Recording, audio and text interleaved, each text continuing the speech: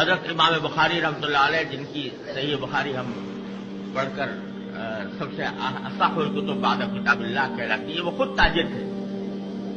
تجارت کیا کرتے تھے، اور تجارت میں اللہ تبارک و تعالیٰ نے ان کو التاجر الصدوق الامین، یعنی سچے اور امانت دار تاجر کا ایک نمونہ بنایا تھا۔ ان کے بارے میں روایات میں آتا ہے کہ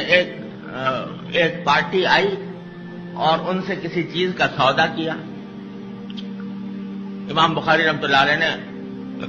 اس کو 5000 درہم قیمت لگا کر اس سے سودا کر لیا، کہ وعدہ کر لیا کہ تم اگر مجھ سے لینے آؤ گے تو 5000 درہم میں تمہیں دے دوں گا۔ لیکن سودا ابھی نہیں ہوا تھا،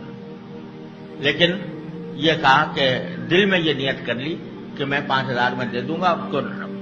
دام بتا دیے کہ 5000 ہے، لیکن کوئی نہ وعدہ کیا نہ کوئی سودا ہوا، صرف دل میں ارادہ تھا۔ اس شخص کے واپس آنے میں دیر ہو گئی،